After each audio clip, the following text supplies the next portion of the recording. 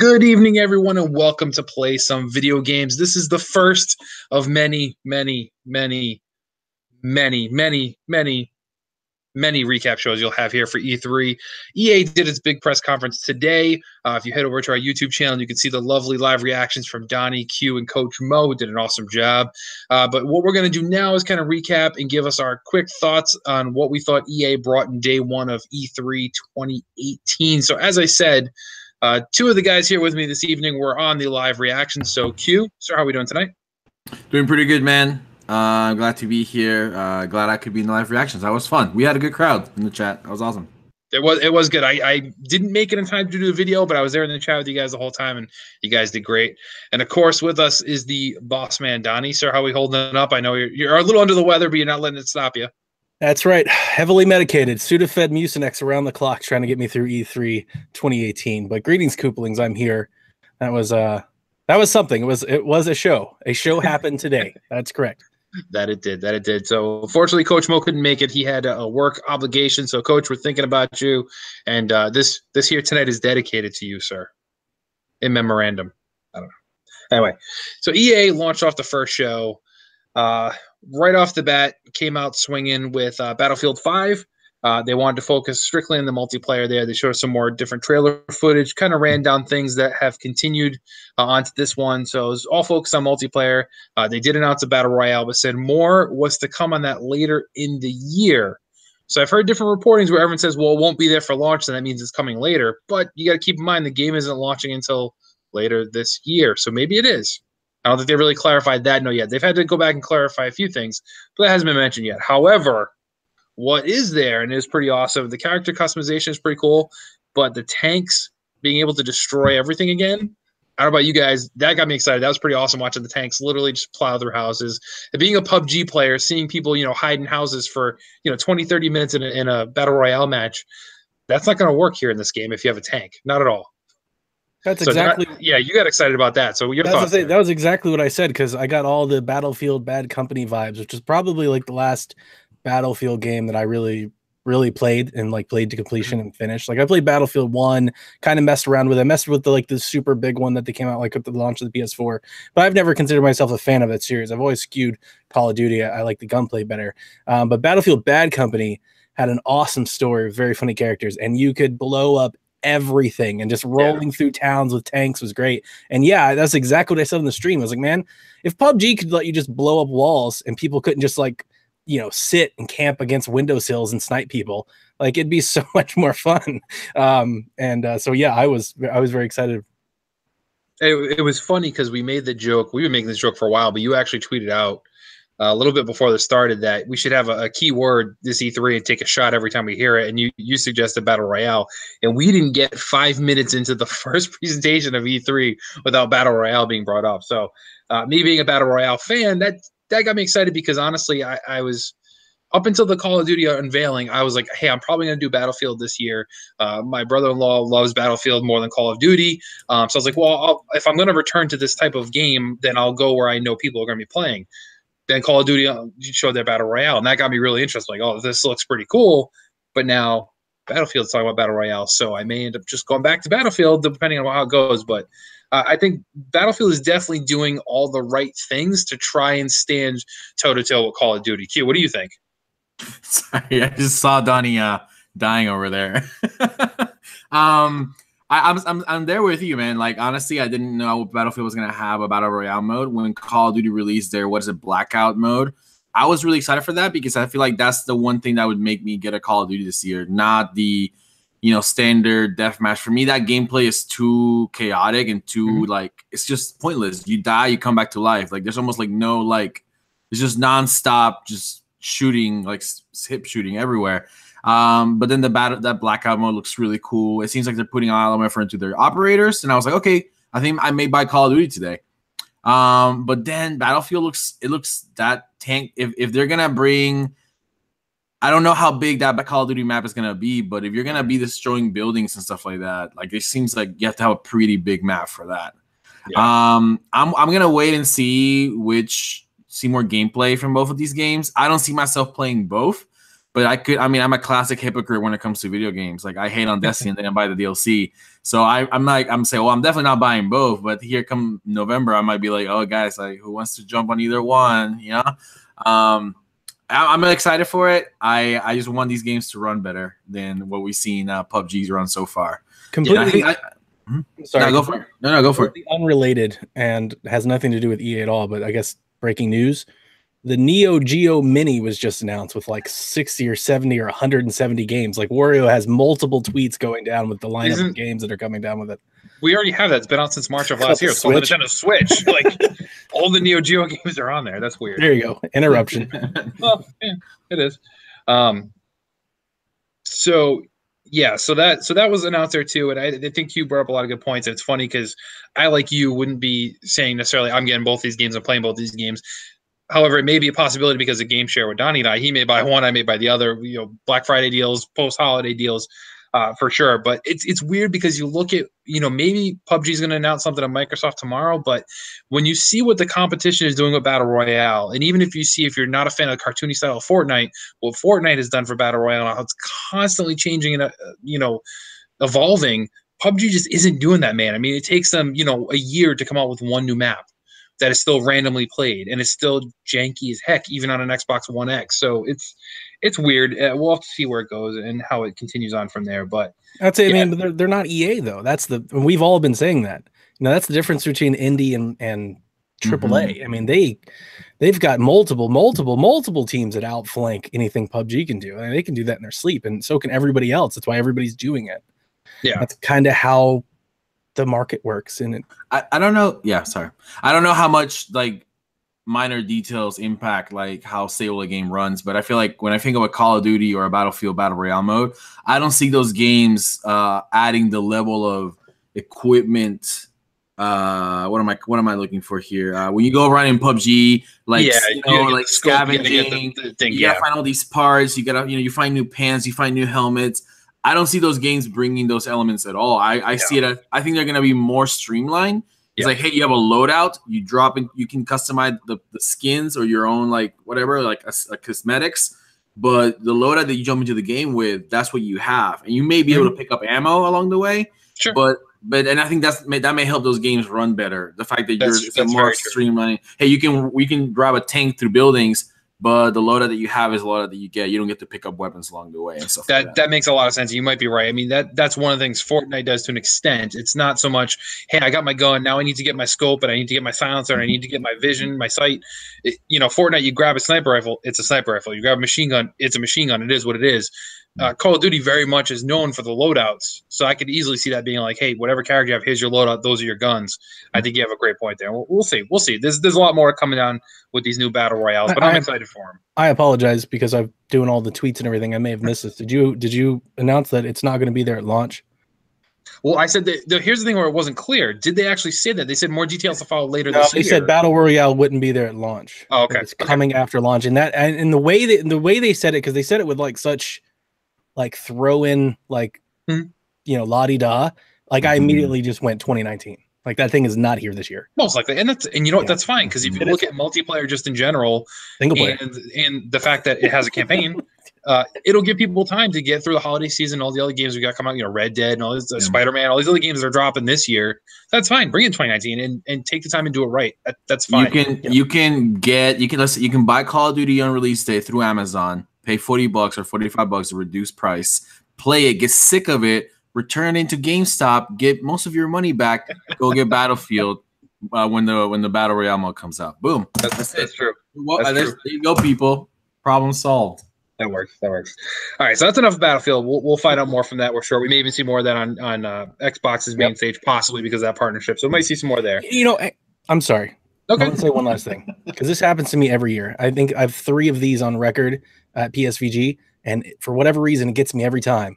Every year I try to play Battlefield, and I don't like the mechanics because it's not Call of Duty. And every year I sit and watch Battlefield look amazing at E3, and every year I almost get lured into buying it. Now I'm going to promise not to buy it day one this year. Yeah, don't buy it day one. I'm not going to promise that I won't buy it on Black Friday because it looks really fun. Very true. It's very true. And like I said, my brother wants to play it, so I'll most likely be playing it at some point. Same thing. Probably not a day one, but it does look very cool. And the fact that content keeps coming later is a way to get people to play the game, be done with the game, but then want to come back to it and have a reason to come back to it other than I just want to play more multiplayer. So I'm fine with additions being added later on. That's fine. All right, so we'll move on to the next thing there. FIFA 19 was showed, kind of. They showed a neat trailer. Didn't really show any gameplay footage at all. They did announce, however, it is coming back to Switch, which is good for Nintendo there, that it's reappearing again. And they did announce that there's a free trial, not of 19, but of FIFA 18 going on PC, Xbox, and PS4 now to try and get people, I think, lured in, getting that hooks in them, and then want to buy 19 when it comes out there. 19, they really just spent a long time, almost I think a little too long here, kind of talking about the game versus showing anything. They're like, hey, it has the World Cup in it, which that's great, but even if your country isn't represented in the World Cup, you can still have them in the World Cup thanks to this game, which it seemed odd, the positive feedback I saw from that, because hello, guys, it's a video game. Any team should be able to play anything. I mean, Donnie can know he can make the Browns play in the Super Bowl. We know that'll never happen, but they could do it in Madden. They always could. So it just seemed kind of weird. They focused a lot on, hey, this feature that it's a video game. Of course, any team can make it to the championship. Any team can win the championship because you're the player. So it's a little weird there. I was a little let down that they didn't show any gameplay there, but once again, it was a nice little positive that it was on every console there too. So I don't really have anything else to say about FIFA. You guys, anything? Soccer slammers. It's a bummer that on a World Cup year, I mean, they had the UEFA Cup there, but I feel like you could have put together at least a really cool gameplay mashup for the World Cup, just to hype up that game, especially on a year like this one. The World Cup starts next week, and I feel like they spent a lot of time talking in front of that trophy, and like it was just kind of like, eh. Yeah, and I was going to say this is going to be a recurring theme, but I mean, talking a lot about the game and not showing it sounds like the tone that they went for their entire conference, and It makes me, and I'll say this again, so it may even sound repetitive, it makes me wonder, like, how much is there new to this new soccer game besides the extra league? They didn't really say anything. Yeah, but you know what? That's fine, and we kind of had some offline talk earlier with Coach before when he wasn't able to make it here. EA's backbone is the sports games, I think, at this point. And it kind of has been for a long time. They're known to be the best in the industry for doing these things. I don't really know how much more you can add or change every year other than saying, like, hey, here's the new rosters, here's the things. We've talked about this before, especially in the podcast, that, these things probably should transition into more of a service where, hey, you buy Madden, you have Madden. Every year you pay $5-10, and here's your update for your new rosters, your new players, your new uniforms, whatever they want to do. Throw in some extra things. Create a new Ultimate Madden mode each year, or something like that. I was gonna say, can we just go ahead and get into Madden since you're already breaking down Madden now? We'll jump ahead and go out of order here. So go ahead. What do you want to talk about Madden there? So Madden was a big letdown for me. Like Coach, I was very excited to hear from Madden this year. First and foremost, and our chat was filled with it actually. On the live stream, everybody wanted to hear Switch ports. They wanted to hear Madden for Switch. We had at least 6 or 7 people, and me included. Coach Mo included. Coach Mo was like, "Man, if I can play Madden on Switch, I'll buy it again." We didn't hear that at all. So that was first and foremost Nintendo fan. I was a little let down. But even more so than that, I was let down in general. We didn't hear anything about Madden, period. We saw a trailer of people in their uniforms throwing the ball, but we didn't really hear anything about Madden. We didn't hear about any changes. We didn't hear about any gameplay enhancements. We didn't hear about a new story mode. Like, we didn't even know if that long shot is coming back, is getting better. Like, we don't know anything about Madden, really, to be honest. That's true. We know it looks good. About the story mode, That's it. We don't know anything about this year's Madden. We don't even know who's on the cover, as Q said in the stream. We don't even know who's on the cover. We know nothing about Madden right now. That's true. We can loop it. We might as well loop it in there too. So NBA as well. They showed a trailer, so clearly there is some story content there because they're like, you're the one that seems to focus on 3 characters, but that's it. They didn't show anything else the rest of the time. Same thing. It was a trailer, no actual gameplay footage there, and EA has been extremely careful dodging every question around, hey, you guys didn't mention if it was coming to Switch for Madden or NBA. We know FIFA is, and they're simply not answering it. They're kind of unless it's announced at Nintendo's Direct, which that does not seem like something Nintendo would have in their Direct to be like, hey, here's Madden. That just doesn't fit their vibe normally to be focusing on real. Yeah, well, that's true. I could see that. But then if that's the case, then you'd think EA would want to announce it on their stage, make a bigger deal of it, because Nintendo won't. It would be real, sure. That's it. Get the Madden people watching the Nintendo show that maybe probably don't. Exactly. Yeah. IGN grilled him. I was watching their post stuff, and they had a one-on-one interview, and they straight asked him like, "Hey, I know you said FIFA, but what about NBA and Madden?" And their response was, "We're very excited to bring FIFA to Switch." Yeah, and that's a letdown. They know that's a letdown, right? Like they know that's a huge letdown. It's really crazy because at this point, and we've said it time and time again, I really was hoping that E3 this would change, is that these games need to come out on Switch when they come out for everybody else, because it's really hard to be excited about it when it comes 6 months to a year down the line for the Switch, if at all. And at this point, there's really no reason. If you can do FIFA, you can do Madden, you can do NBA. Then there's not a difference. It's similar engine, similar style. You know. When did Switch come out? Year and a half ago? March of last year. Yep. So not this past March, the March before it. Yep. And we're assuming these sports games take a year, 2 years to develop. I would say a year at this point because they're annual releases. I would agree with you, Q. They're typically, so like using the PlayStation 4 as an example, the sports games that launched on that system were either ports of the old one, and when they went to new engines, they were very lackluster. It seems it takes about 2.5 years to get it down, to get a good version of the sports game running. So hopefully, maybe the 2020 versions hopefully come out on both. I mean, I think it was out last year. I think that's being very you're giving them a lot of leash there. Like you're really being a friend to them on that point, because fine, next gen. The reason I was going to say, because here's the thing, I've heard a lot of people speculate that it's Frostbite, because I think to this day, we don't know, like there is no Frostbite game running on Switch, and a lot of speculation is saying that they can't do anything, and that's okay. I hear that. They have tons of Madden builds. They've got Madden from 360, Madden from PlayStation. They've got Madden Mobile. The mobile game, like you could spin that up with a season mode and get rid of the microtransactions. Totally. Put that on Switch. Yeah. You know, like you could get games on Switch if you wanted to. Yeah, and not to harbor on the sports games too much. Like I said, they didn't show a whole heck of a lot. They dropped some news, and that was it. The last thing I will say is I'm really disappointed, and everyone was hoping for it. Everyone's been asking for it. Skate. A lot of people thought Skate was coming, and a lot of people thought we were going to see a return of some way of EA Big and bring back those arcade titles, which all of those would work 100% on Switch and would sell gangbusters on Switch versus, I think, even Xbox and PS4, to be honest, and those types of gameplay styles right now. My Twitter feed was full of people looking for Skate. So many. Yep. Which is weird because Skate, didn't it not do well last time? Yeah, it didn't. Which I don't know why some people were harboring for 4 that bad. But I think it's because Tony Hawk sucks so bad. I completely took that chat conversation as like trolls. Was that real? No, that's for real. That was real. People really want Skate. Skates are I thought people were just trolling the crap out of the chat. Yeah, no, unfortunately not. I have one last statement that I wanted to make clear about the sports games in general with EA. I understand that every year it gets boring because you know that FIFA, Madden, NBA, and blah blah blah is going to be there, right? Everybody, gamers get upset and they see this stuff every year.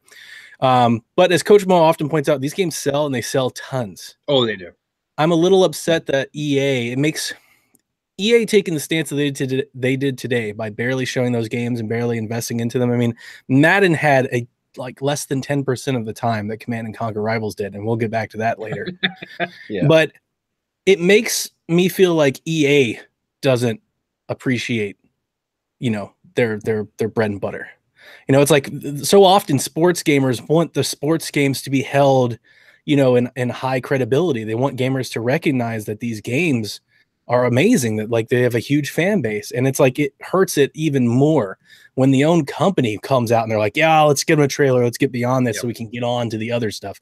That kind of sucked. I didn't like that. And the biggest thing too is, I joked about it, especially in the chat as you guys were watching live, they spent more time talking about that punk esports guy and bringing him on stage to talk about the Madden Championship again than they did actually showing or talking about Madden at all. That makes zero sense. You're talking about something that not a lot of people care about, especially so esports is getting bigger, yes, but the Madden portion of esports I think is probably one of the smallest categories when you look at like PUBG or Fortnite in esports, or even the fighting games, Injustice, Street Fighter, Smash. Even at this point, it's such a small demographic that would actually care or follow that or even know who the 2 guys up on stage were that would be there, which is crazy. But then you then see the fact that, okay, so I'm not a huge sports fan as far as games are concerned, but every EA conference every year, I've actually been interested when they talk about the story mode, when they talked about Madden the year before, when they talked about the basketball one, like, and the soccer one, like, I would never play these games, but I was interested. I'm like, wow, this to me is a great addition. You added a story mode into a sports game about this kid coming out of high school or coming out of college. I can get behind that. If these games actually do have it, which NBA appears to, they didn't talk about it at all. And that was the one thing that, as me as a gamer that's not into sports games, had me interested in. They just completely blew it off, which is a big disservice, I think. I expected more from EA, especially being the first conference out the gate for E3. All right, so that covers the sports games. Let's move on real quick. I just want to make a quick note. They did talk about Origin Access Premier, which is essentially their EA access for PC gamers. So we're familiar with EA Origins, which is their basically how you can buy their digital games and play them on your PC because they don't use Steam, they don't use the Microsoft Store. The Premier is basically a subscription service. You'll be able to play their games.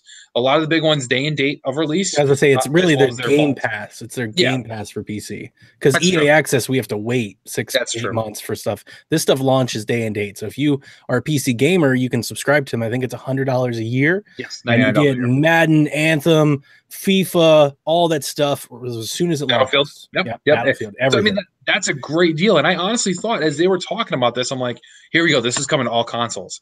Like, this is their thing dropping all. And it was like PC out of all of them. PC like, only.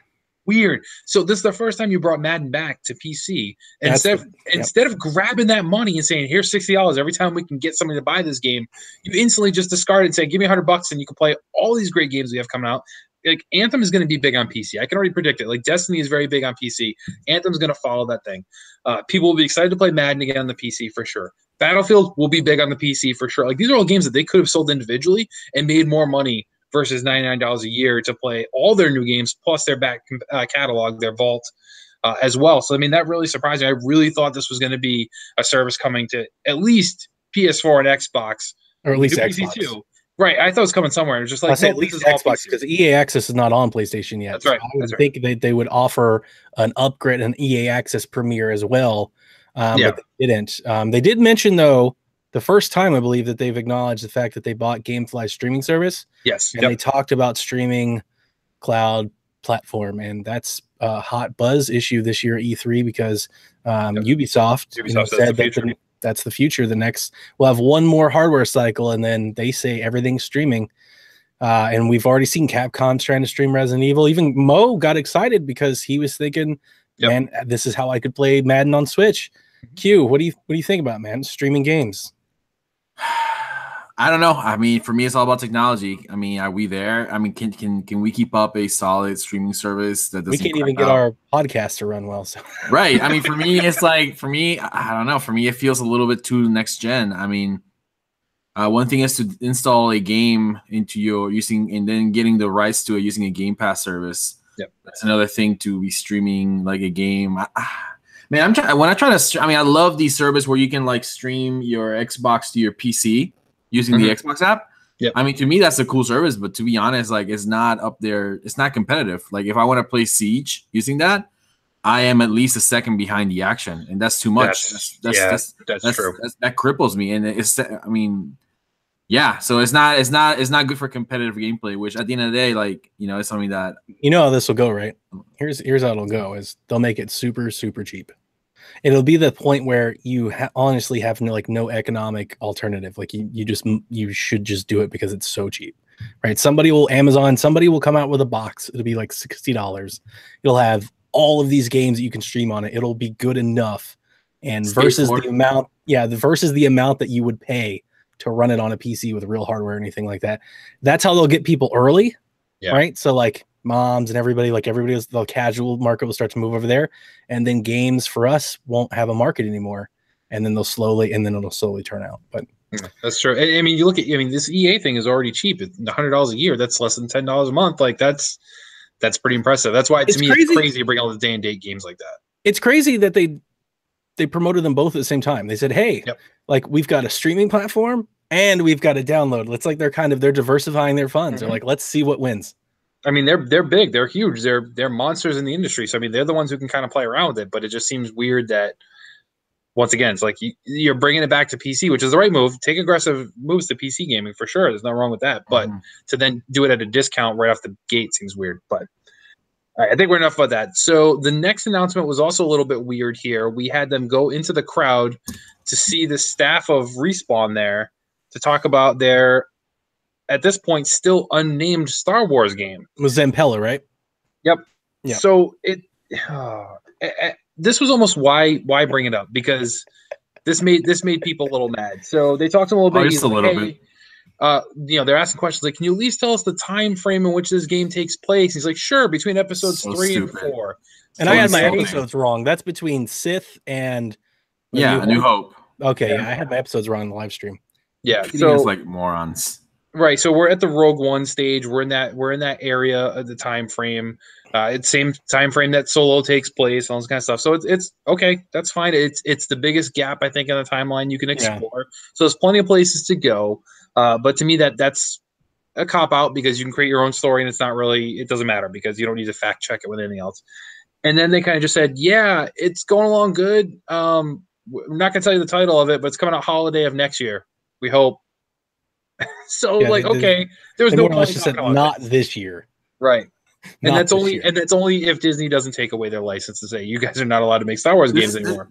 This is how the prep went down for that segment. They went up to this guy, I forgot his name already, and they were like, "Hey, in the middle of the show, we're gonna go up to you and ask a couple questions about the game." He's like, oh, "Okay, cool." That's literally what happened, and he didn't even have a PR person next to him telling him, "Don't talk about that. Don't answer this. Don't answer that." Well, I mean, I'm sure and because of that, because he didn't want to get in trouble, he just didn't say anything.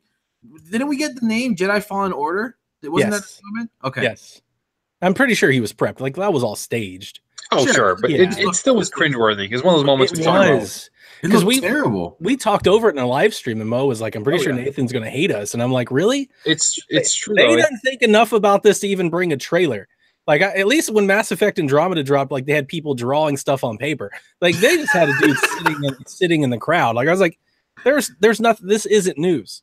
Him saying that we knew they're working on a Star Wars game. Like, is the name that new? No, it's not, because we don't know anything about what that name means, because they didn't bring anything to show. Yep. That was filler. Yeah, it totally was. And once again, we'll get to it soon. There was plenty of filler in this press conference already, and it could have been an hour-long show and been fine. They did not need to go on for the almost hour and a half that they did. Maybe not judging the content, the presentation itself, but I am excited about this game in this time period. All the newest Marvel comic books for Star Wars that are all canon are set during this time period. Yes, they are. 3 and 4. Especially the newest Darth Vader, Dark Lord series, which is amazing. It's set in this time period. He's hunting down the remaining Jedi. For me, that is like an amazing story to tell. And for me, this is a really cool, Rogue One, Han Solo, Star Wars Rebels, all these little things that are not, they don't make it to the episodic movies. So for me, I'm excited about the game itself and what I'm excited for Respawn to make a game. But judging the presentation itself, it was one of the most awkward moments. Only conquered by Command Conquer Rivals. Now, I was gonna say with Star Wars, I mean, we're all excited for Star Wars. Now, Kevin, you mentioned that if Disney doesn't take the license, I'd imagine that they have a green light to get this project done. This project's been in the works. Yeah. So even if Disney takes it, this project will still come. Yeah. No, it's a little. To continue with the Star Wars news, then, surprisingly, at least to me, they brought up the subject of Battlefront 2.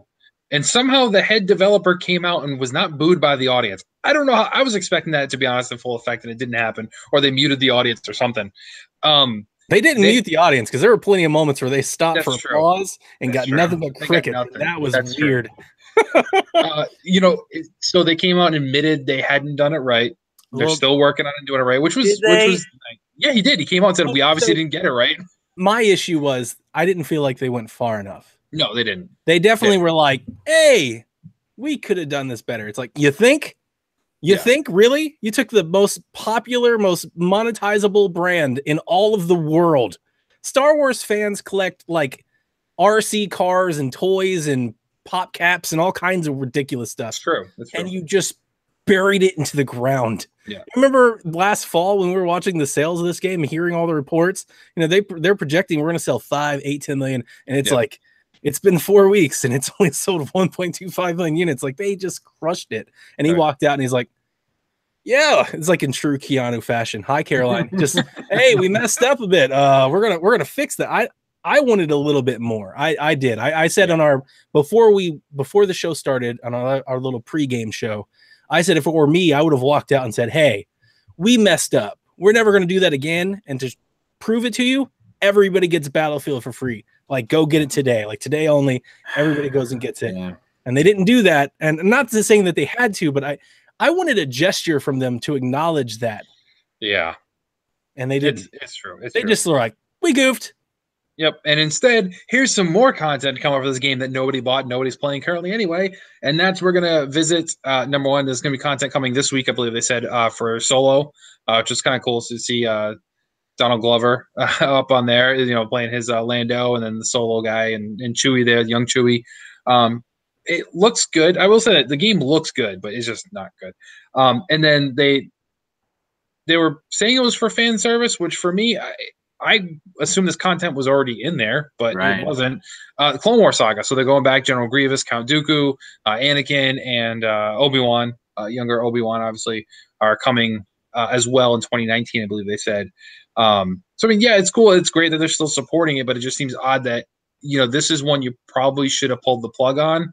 Stop rolling with the support, start working on the next thing to fix it or whatever you want to do. Or like Donnie said, if you want to continue doing that support, then there needs to be some major discounts on that core game and get people to just buy the season pass then and get all that extra content. Yeah, Battlefield hits EA Access today.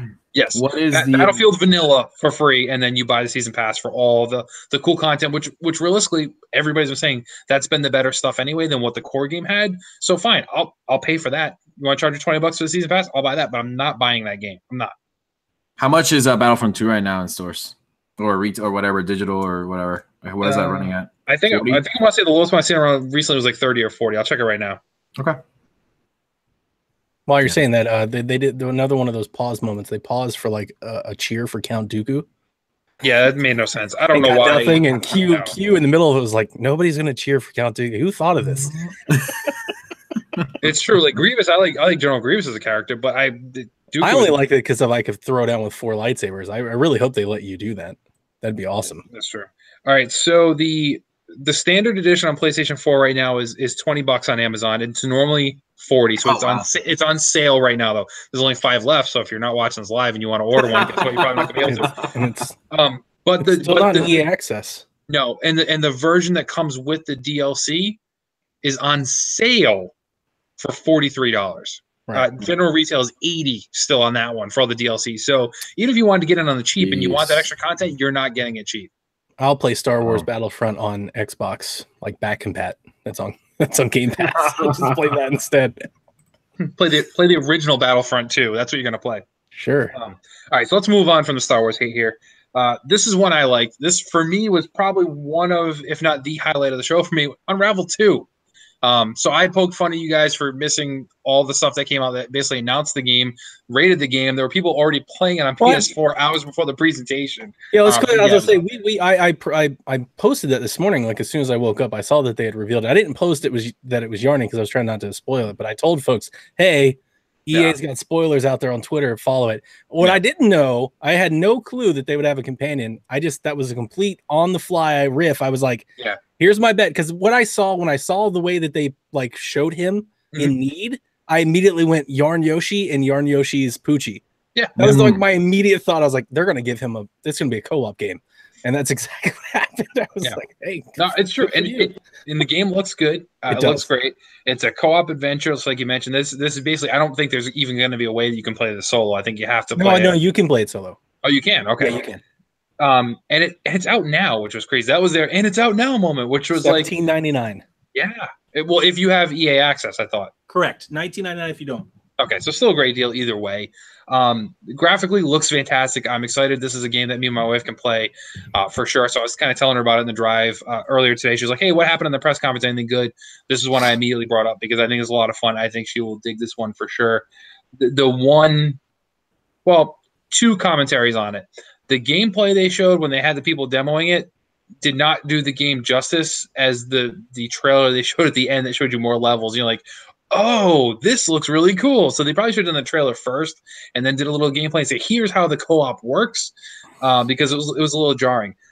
Second thing, how is this not on Switch?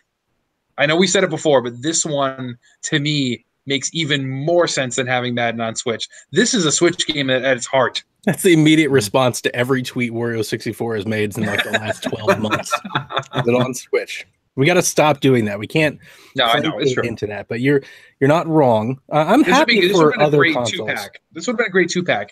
Unravel 1 and 2, $40-$50 on Switch. People would buy it. That's all I'm saying. You're not wrong to ring the bell that EA is not showing the Switch any love, and that's true. And at this point, there's really not a whole lot of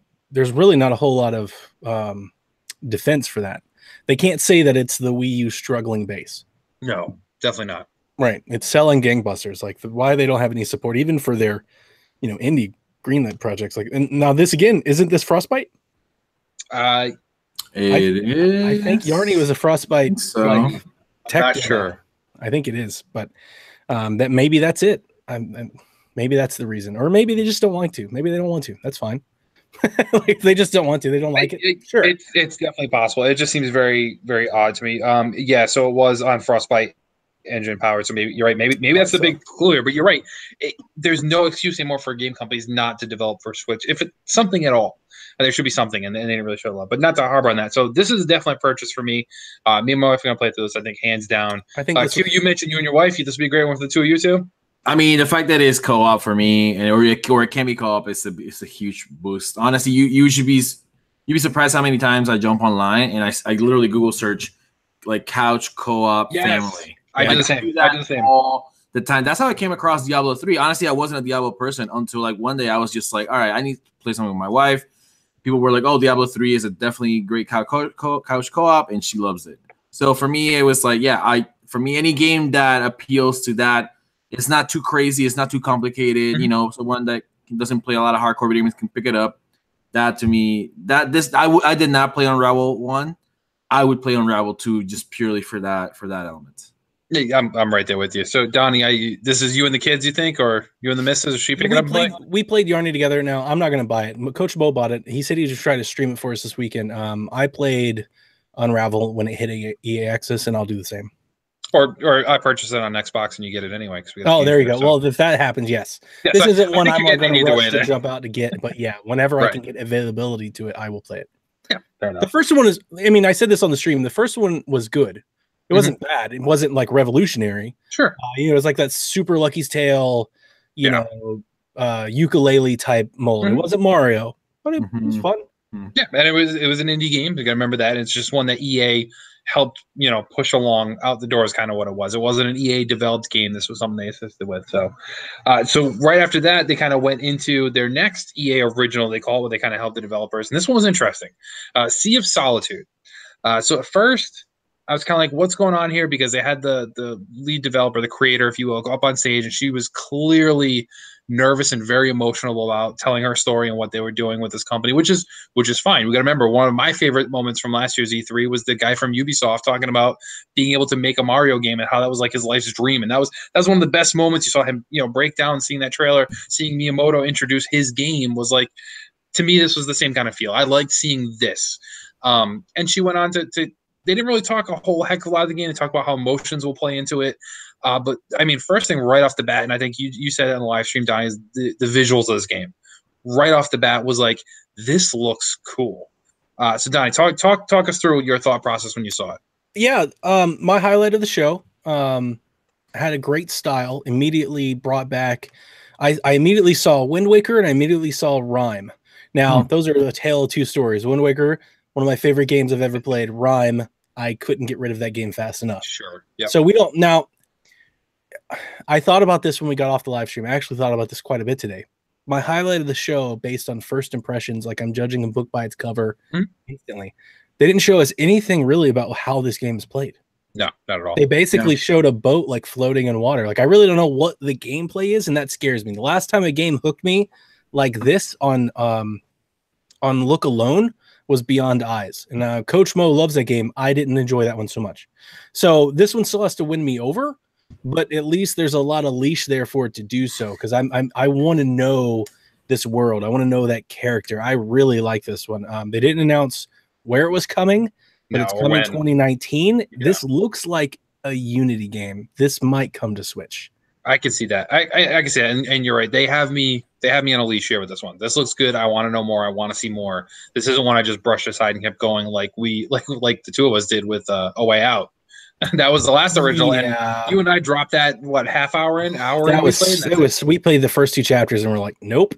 Yeah, why would I play? I forgot what that game is about. And it's not that it's bad. It's just like, why would you play it when you could play anything else? Like, I've got 100 alternatives that are better than this game.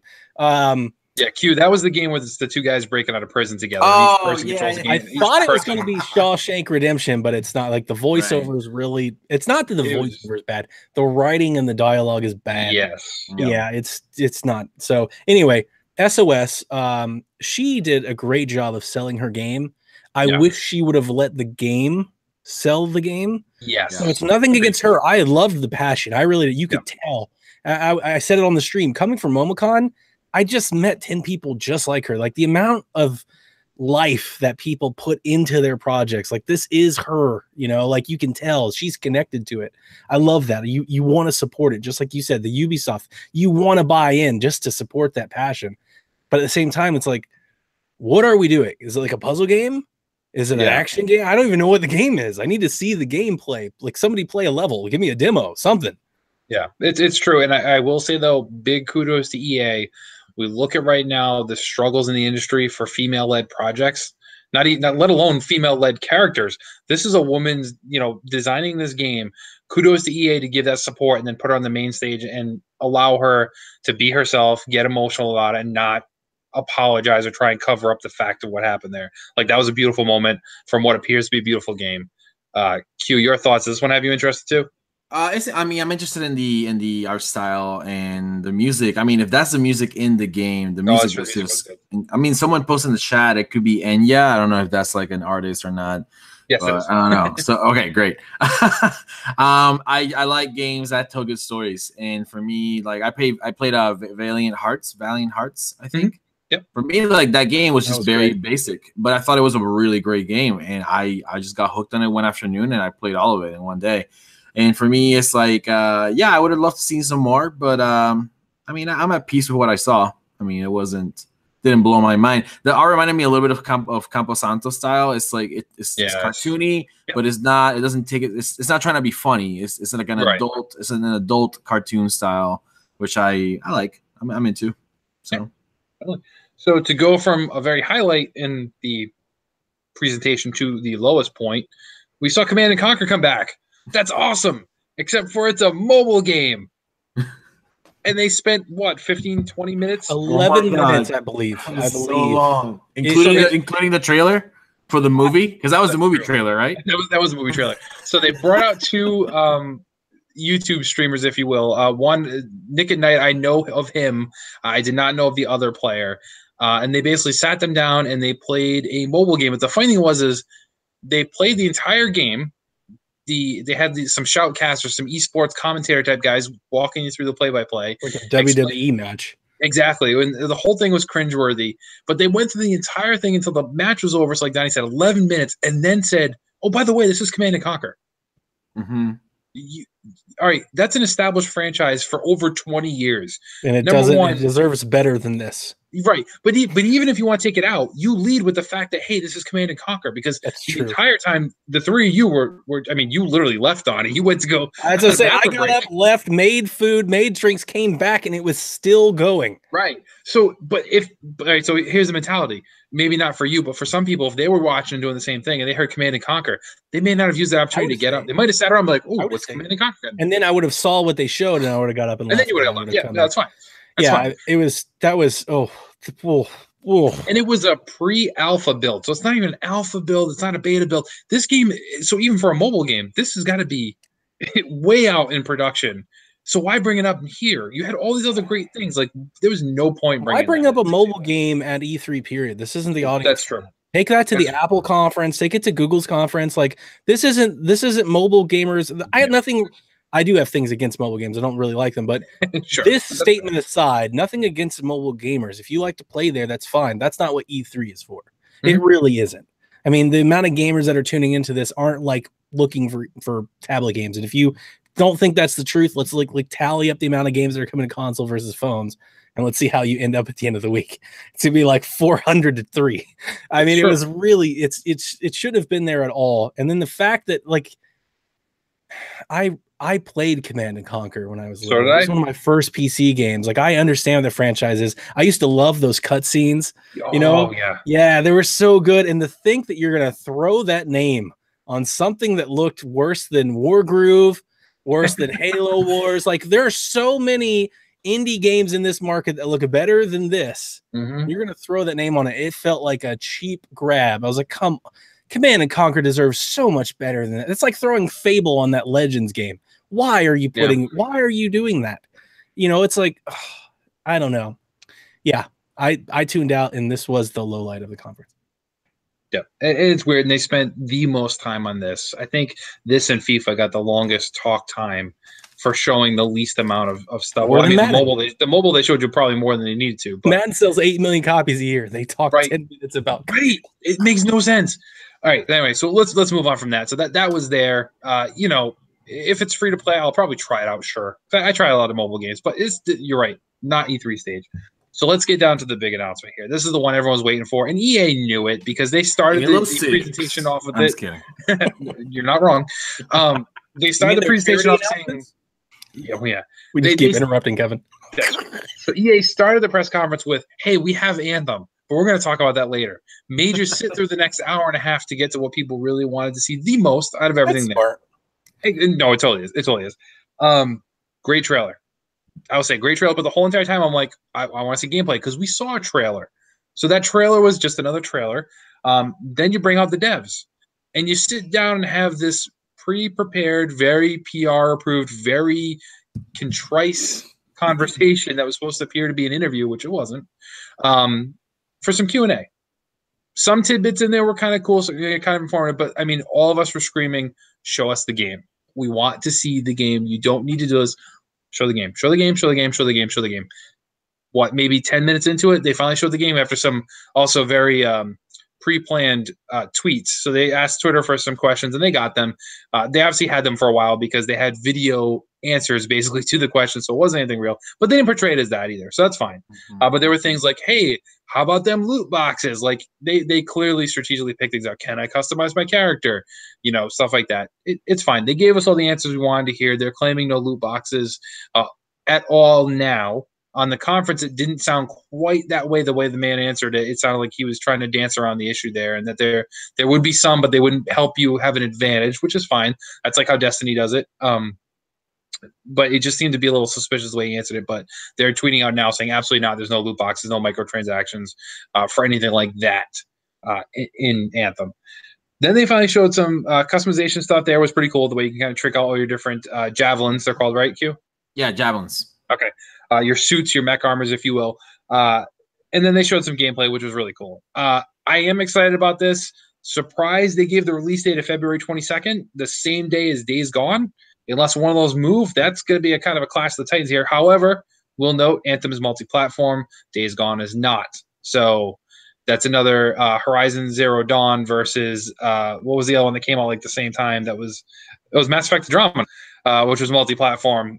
So somebody said one of these games is going to do well and the other one's not. I just like to point that out every chance I get an opportunity to do so. You totally did. So even though it was a first-party title, it did better than the third-party the multi-platform title. So yeah, it's interesting. This definitely looks like fun. The one thing that I'm cautious about is, and this isn't a bad thing, and forgive me, Devin, is this going to be another Destiny situation where your core game is limited content, and then hey, buy the season pass for a little bit more content, and then a year from now, buy another season pass for a little more content, when it's all something that could actually have been in a single game and released for $60. As much fun as I've had with Destiny 2, and I'm still playing Destiny 2, don't get me wrong, everything included with that season pass could have been in the core game because the core game did not have a lot of content in it off the bat. It was just something that was grown. I have no problem with games coming out and then growing into something bigger, but if you're charging that premium price right off the bat, there should be premium content, and then I will pay extra for more great content on top of that. It seems like a lot of these companies are going out for this vanilla game that we've kind of coined in the gamer talk, and then we're okay with paying double to get what probably is the real game. I just hope that's not a continued trend here with Anthem, which looks really, really cool, despite the main character looking like Bumblebee straight out of Michael Bay's Transformers there. But it does look pretty cool. So I'm excited for it. I am on board, but I am a little hesitant. And I mean, Dev himself said he's more interested in Days Gone on that release date than Anthem. And I might be there with him, to be honest. So, I'm not. Cute. Okay, well, go Donnie then. Go ahead. What are your thoughts? So you're not for sure, but I'm why? sorry, Q. Q, take this one. You have more shooter experience than me. Go. I mean, that's why you should go first, so I can say why you're wrong about everything. Okay, fantastic. That's better. I learned so much more about this game today by reading Game Informer, IGN, and Eurogamer than EA gave me in their own press conference. And that's a problem. That's terrible. That's awful. Awful. That said, having that knowledge, I am stoked for this game. Like, for real. Like, I can't wait to play this game. And there's a few reasons why. One, the Destiny stuff I think has gone too far. From what I've gathered from this game, it seems more Monster Hunter, more Metroid Federation Force than Destiny. This is more evolved than Destiny. This is a co-op game. You're meant to play in teams, and it's all team missions. Like, even if you play it solo, as I understand it, it basically tells you, like, hey, player X is attempting to do this mission. Have you done this mission? No? Well, then you can join in with them. It's not really a Destiny thing. It's not like that loot grind. Also, and I think more importantly, one thing that really got me excited, you can switch javelins whenever you want. It's not like Destiny where you roll a character, play that, level it all the way up, get your light level, and then go back and redo it all over again. You have access to all of your javelins throughout the entirety of the game, and you can level them up, and they all have their own skill tree, as does your own pilot. So if you want your pilot to be faster, then you level that up and it makes all of your javelins faster, not just like the ones that are fast. So with that, all of that said, I'm excited because one, I typically don't play like multiplayer games like PvP. That was one of the things that came out today, is that PvP wouldn't be with Anthem at launch. I don't really even do PvP typically because I get destroyed at them. Like, if it's not Splatoon, I'm getting owned. But co-op shooters, I really enjoy. I really enjoy Splatoon. These are things I like to do. I love playing zombies with my friends. These are fun things to do. But more so than everything, dude, mech suits and beautiful world. The Xenoblade X feels ran deep. Oh, man, the Xenoblade X feels ran so deep. Just watching the suit jump into the air, fly over caverns of monsters and stuff, and then dive underwater and go into a cavern. I need to know what this game's like story is. I need to know the lore. Like, what is this world? How did we get here? How do they have robots? Like, I got to do all of that stuff, man. The Armored Core, like, PlayStation 1 got me. I'm especially after hearing Eurogamer and Game Informer's coverage of this game. Oh, I can't wait to play it. It seems like it's going to be a lot of fun. It might be a little Sea of Thieves-ish early on, but the difference is Sea of Thieves is tedious. You got to raise the sails, lower the sail. That all you're doing here is shooting stuff. Guess what video games are fun of? Video games are fun when you're shooting stuff. People like shooting things in video games. You see those hit points, Q? You see all those numbers bouncing off the enemies? I love that. I'm all for that. Like that so much of that. So being able to use as many javelins as I want based on the mission, being able to play with my friends, or at least... So I think the thing with Destiny, right, is they have like those spontaneous events that you can like join in on. Public events. Yeah, and you just like start shooting like a wave of folks. Like, having that kind of tie into story based on a mission, right? So it's like, hey, player X is trying to take, I don't know what Anthem's going to be, but let's just say player X is trying to take this keep. You haven't done this mission yet. Do you want to join player X? It kind of has that journey experience where you're playing with a stranger, but you both share a common goal. And it's not just shoot the wave of enemies. And it might be, maybe it is, but the way that Eurogamer made it sound and the way that IGN made it sound in their preview is not. And then the story-based stuff, when you get back to your fort, everything's in first person, and the way you interact with the characters apparently has long-standing like ramifications in your playthrough. I don't know, man. They're like, I kind of think they're onto something. And I know with EA, they may not hit it out of the park when it drops. And by the way, based on what they showed us today, there ain't no way this game's coming out February. I'm going to say that right now. Ain't no way. I don't think this game's coming out February at all. Well, I'm surprised they said that then. They didn't need to say it. They could have just said coming 2019 or Q2 or Q3, where they could have said That's whatever. true. I don't know. They gave a hard date, and here's the thing: EA is known to just push something to get it out. They show and be like, "We'll fix it later." maybe you're right. I did ask Tom Phillips over there at Eurogamer if he would ask them tomorrow because he does an interview with them. I said, "Hey, can you ask them if we can expect a beta in 2018? The game comes out in February. Can we get our hands on a beta in 2018?" And he said that he would. So stand by to the Twitter account. Maybe we'll find out tomorrow whether or not we can expect a demo or a beta test sometime this year. But yeah, dude, I'm excited. Like this one's I'm in. I'm way more at this point. I am way more in on this than I am Days Gone. Okay. Q, is he right or is he way off base here? I think Donnie's dead on for once. I think, for once. Donnie's hanging that up on the fridge. See, I'm surprised Donnie feels like this now because this was my reaction to Anthem last E3 when they showed that combat mission on the Xbox show. That's how I felt. I was like, this game is co-op. You jump into my world kind of thing. Like if you in that original trailer from a year ago, you had two people running together, and then near the end of that mission, two other players joined their instance. Like, so hey, last year, I had all the Devon prep, and I just thought it was a Destiny clone. I just thought it was going to be like a loop grind type of thing. And based on what I saw today and when I read afterwards, it's not.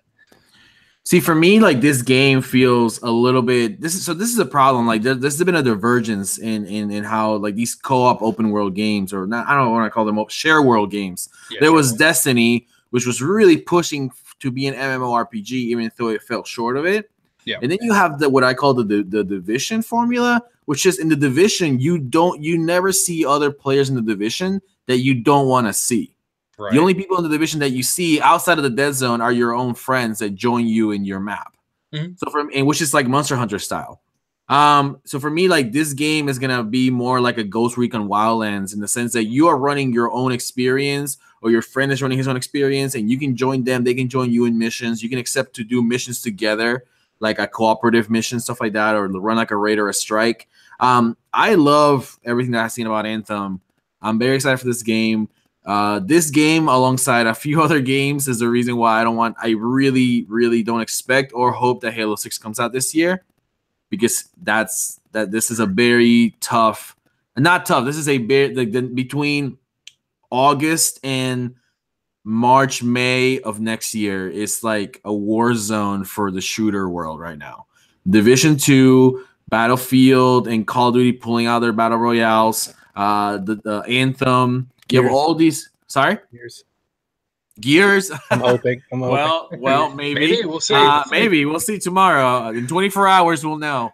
And for me, it's like it's a very competitive. I mean, plus you still have Rainbow Six Siege going. That's not going anywhere. Fortnite's not going anywhere. PUBG's still in there. Yes. Yeah, for that niche fan base, yeah.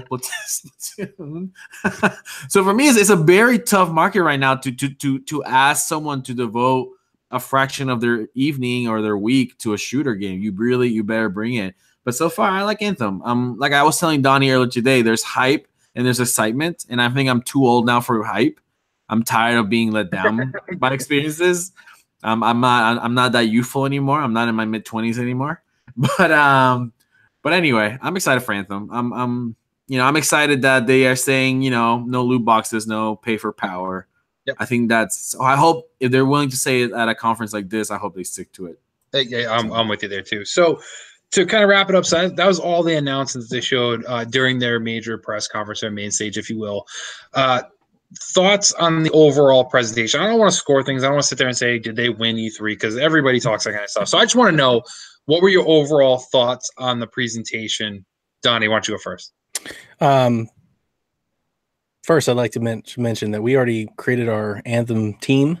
So we'll just have 3 Colossi and Devon. So it's going to be like 3 tanks and Devon running around, which I think is a perfect match. Mm-hmm. In all honesty, I think this was probably one of the weakest presentations of E3 that comes to me in recent memory.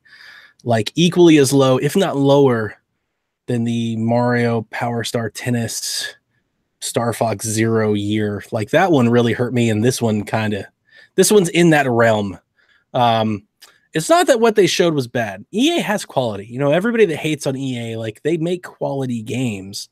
But presentation-wise, they didn't give their big games the credit that they deserved. They gave games that didn't deserve the time way more time than they should have. Yep. And to be honest with you, like I said, they didn't even give their star like it's due. I learned more from Eurogamer about Anthem today than I did from watching their 20 minutes of coverage. And I actually liked when they first started bringing the people on stage. I was like, you know what? I'm into this. I want to hear what they have to say. And then they started cutting to all these off-scene things. You couldn't see the people talk. You couldn't. And like, I was thinking they were actually going to do like a panel, you know, like coming off of my MomoCon experience. I was like, this is neat. They didn't do any of that. So the only thing that they did really in this presentation that got me was they showed me SOS. Like just the title screen of that game has me interested. And then they showed me a 10-second GIF of a robot flying over a cavern and dropping into the water. And that GIF alone, like that 10 seconds of footage, that animation has me interested in Anthem. And then it made me look up all this other stuff. It's also worth mentioning, we didn't say it in Anthem, when you fly with your mech, with your javelin, it heats up. So if you fall into the water or go in a waterfall or something like that, it cools down. You can fly longer, which is super cool. There's the stuff realism in there. Yeah, yeah. So that's cool. Overall, the presentation was bad.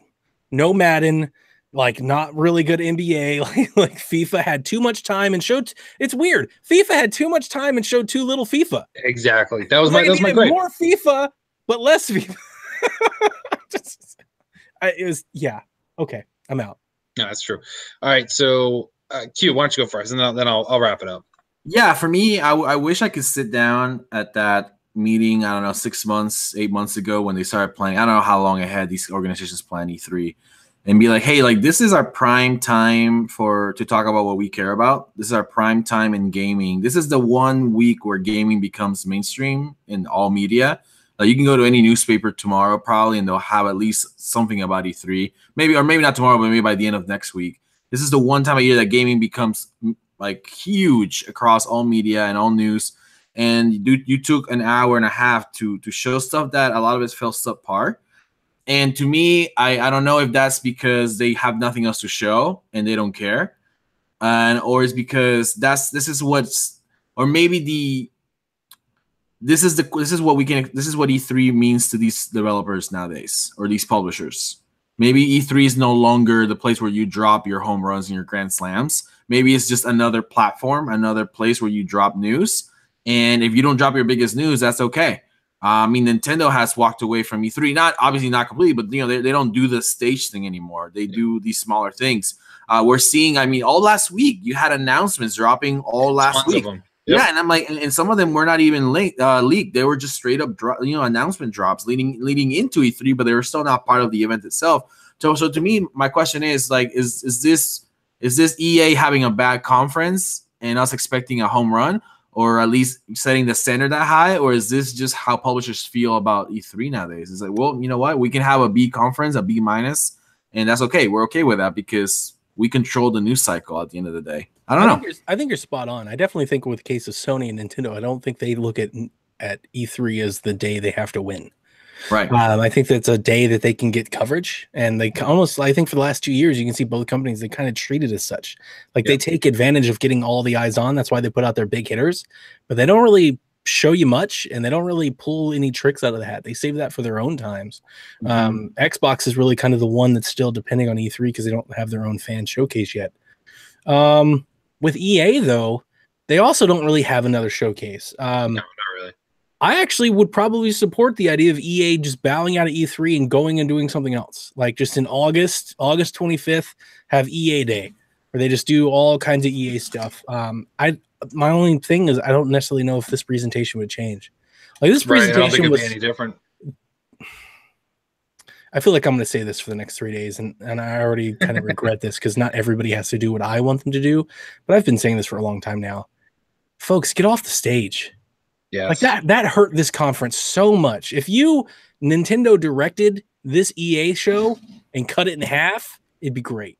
Yeah, It would have been a lot It'd be better. great. It'd have been amazing. And we would have if we're grading the presentation, it would have completely changed. Sorry, I know, Kevin, I know you want to wrap this up, but like for me, the stage matters when you have a message to deliver that a trailer alone won't deliver it. For example, going back to what's this game called? Sea of Solitude. For me, at the end of the day, a big reason why I care why I had anything to say about that game is because you had the indie developer up there giving you her heart. That's fair. That's very fair.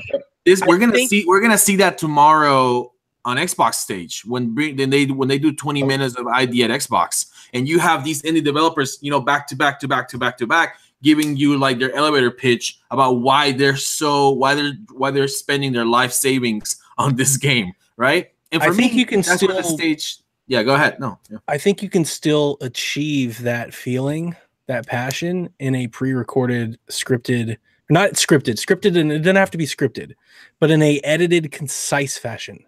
Even with her, right? Like I loved her passion, I really did. But even with her, she kept going. Like even over the trailer, she was talking. I couldn't see her anymore, and I was trying to pay attention to the trailer, but I couldn't. Like, and really, your point with her is really great. But my point that I would come back to you with, there were 5 other points with the crowd, with Andre Renee and that guy, with Zampella, all of that. Just get rid of all of it, right? And just cut to the chase, get everything concise. It's the millennial talk. That's why I said I hate even saying it, but I'm conditioned to feel this way. If you cut this thing in half and really streamlined it, we'd be all sitting here talking about how awesome it was today. Like if we cut that CNC trailer down to 2 minutes, right, and it was right there with Madden, and Madden had maybe a little bit more time, it would change everything we feel about this showing today. It's not that the showing was bad. The showing was fine. If you were to do like bean counter, pro and con chart, it was a good showing. They brought good games. They look good. Battlefield looked good, right? They brought things that we want to buy, but they just wrapped it in 90 minutes of that just didn't need to be. It could have been 45. Yeah, could have been 45 to an hour top, so you cut that stuff. I agree.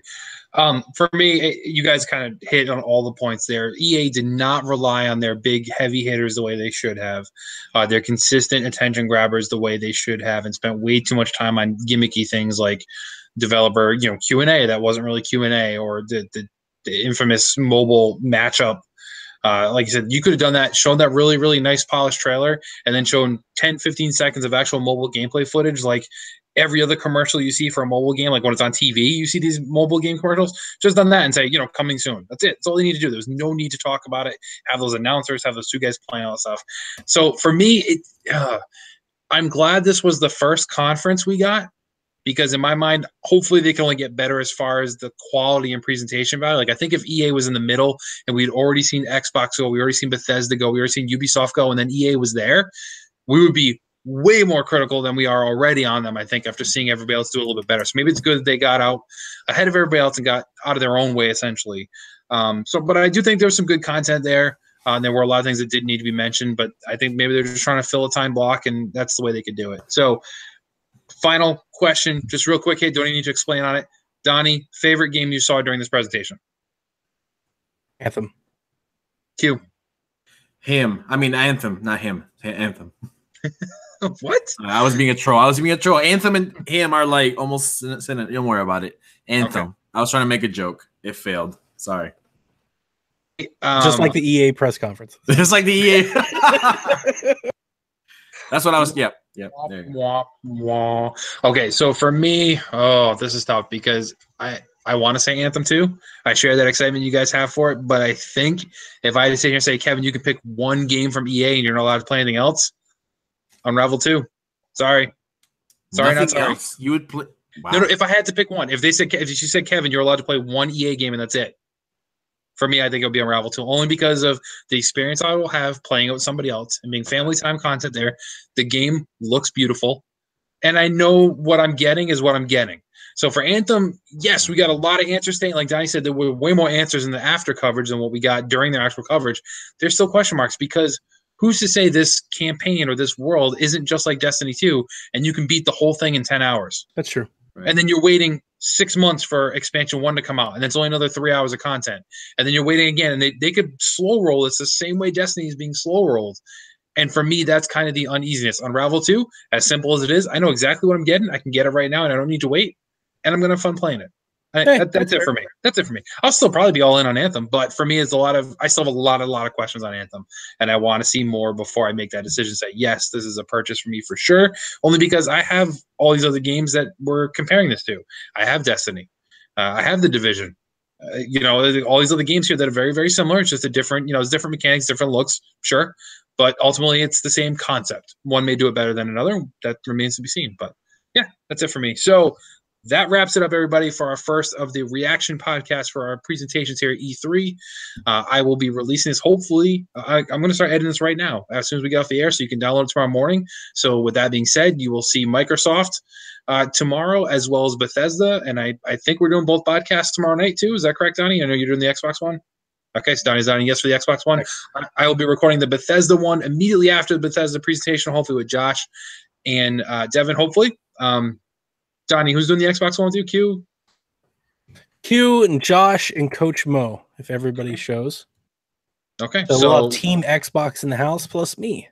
Yeah, so fair enough. That all works there. So reminder, everybody, if you're not already doing so, please subscribe to the YouTube page so you get these videos and notifications as soon as they go live.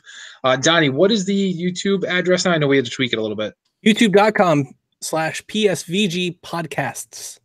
There you go. Go over there, click subscribe, get that little bell notification so you know as soon as we go live with the reaction cast.